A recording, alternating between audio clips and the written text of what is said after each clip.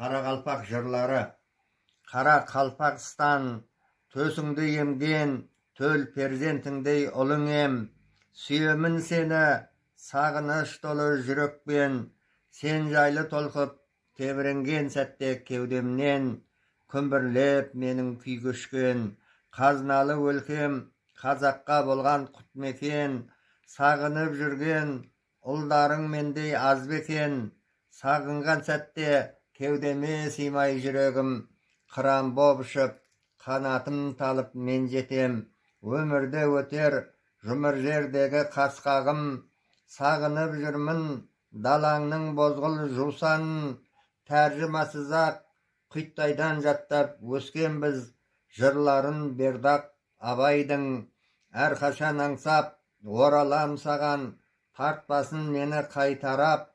Көгілдір көлге алқынып ұшқан аққудың даусын қайталап. Оны да кешір, ойда жоқ сәтте жанардан ыстық жас болып, мөлт ете қалсам балапанымды шайқап ап. Деп жырлап өткен өзіңді төлеген ақын жыр арнап.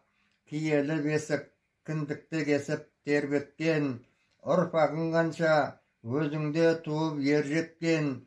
Бозатау беттен дутардың сазы естілсе, Ақбеттей жақта Науымбет күйші күйшерткен. Қазақ пен созақ енші алмаған бауыр ек, аралы ортақ әмумен сырдай тел аққан. Тіліміз бір, жырымыз ортақ халықпыз, Әжінияз-бен Қызмеңеш болып айтысқан. Қош бол енді жазира мекен Гүлістан, тас түлек болып өзіңнен ұшты қанша арман. Көліңе қонса көктемде құстары оралып, біздерді бұққын туған жер сені сағынған.